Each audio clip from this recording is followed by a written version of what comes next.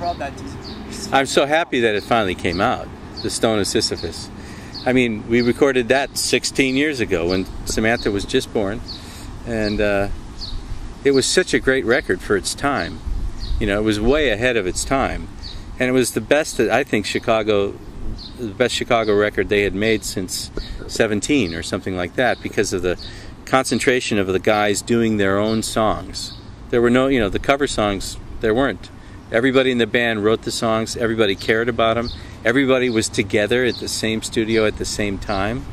Horn players were upstairs, rhythm section, the tris was in another room, but we were all in this Peter Wolf's house studio, and it was fantastic. I cooked for them a couple times. One time I made, it's called pot roast, and the guys, most of them are from the Midwest, and it's this German thing. It's a big hunk of meat with, you know, cooks all day, and it's very succulent. And I think I got the job as a guitar player because of my cooking. I think that's how. But I'm very happy it came out. I just wish it had been promoted more. You know, they didn't do anything. That's, you know, just being in Japan with Tommy, just the two of us. We did a. Well, that's one of them. We did a promotional tour in Japan, just the two of us, and it was so much fun because it was TV show, radio interview, and we'd play live, and people would be weeping because Tommy's singing is pretty amazing, you know. And we'd play these songs. I just played guitar and acoustic guitar and vocal, and the response was amazing. And then when we recorded the record at Capital B, with David Cole was engineering and producing, that was really fun. You know, we went in and did it live with Kelly Kagi on drums, George Hawkins on bass, and me, and CJ Vanston played keys. So and that was a long time ago, 1988, 89. All these things happened at the same time. 89 is a good year.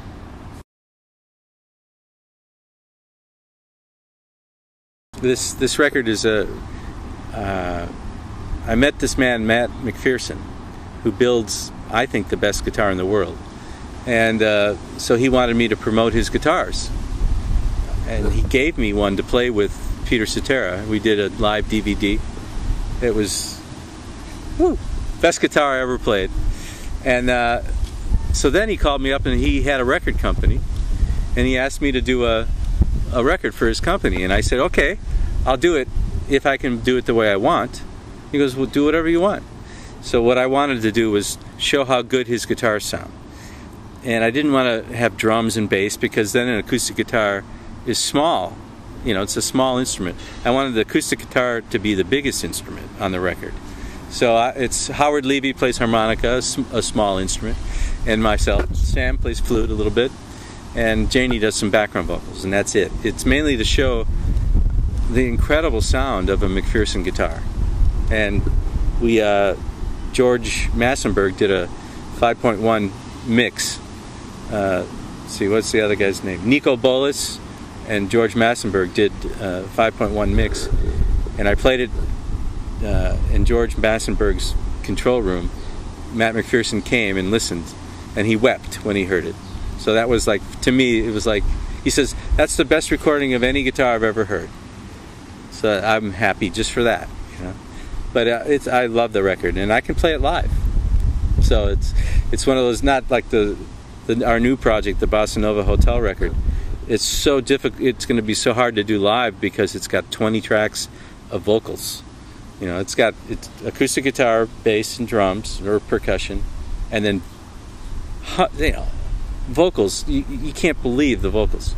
So, sincerely, it's not like that. It's me in a harmonica, or me and Janie, or me and Sam. So I'm going to try and do that live more.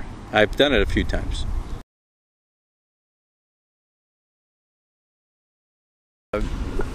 I'm a wine nut. I love wine, especially French wines.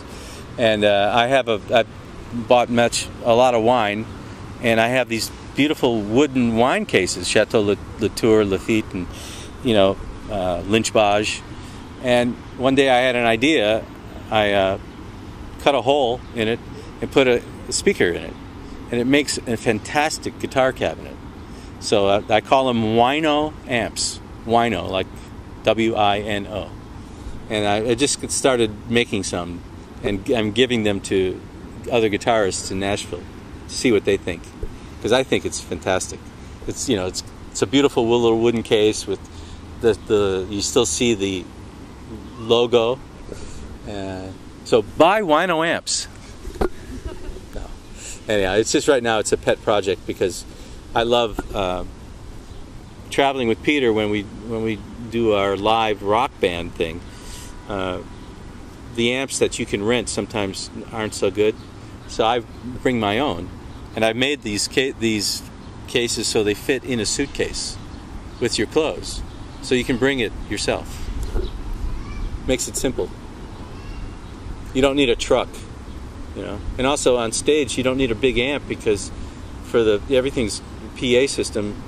The sound men love me because it's a small amp, sounds great, and they put a mic in front of it.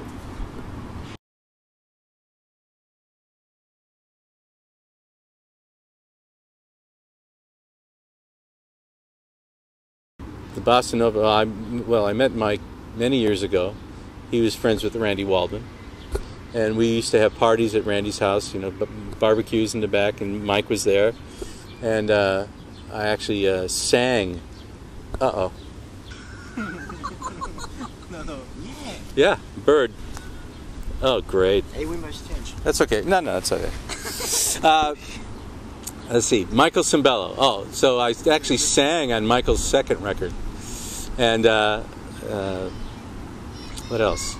But I played guitar at his studio a lot because he didn't like to play guitar.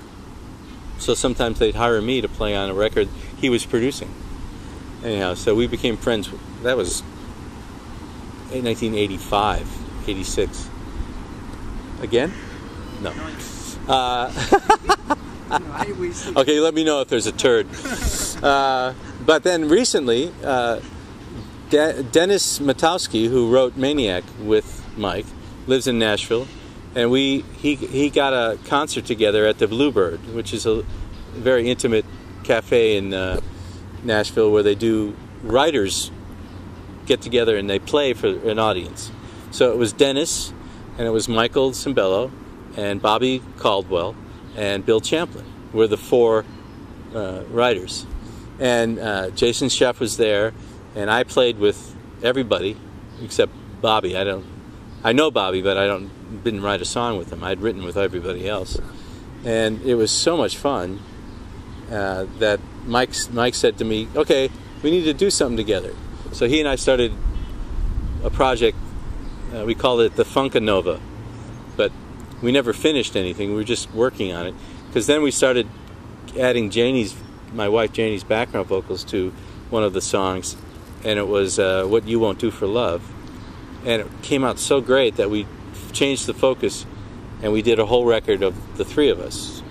And it's just amazing.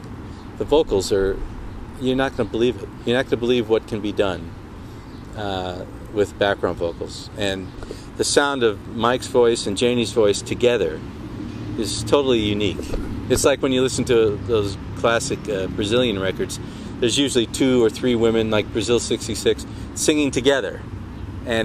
But this is a woman and a guy, both with very distinct voices, but when they sing together, it's a whole new sound. So it's doing very well in Japan, so I can't wait to try and do it live.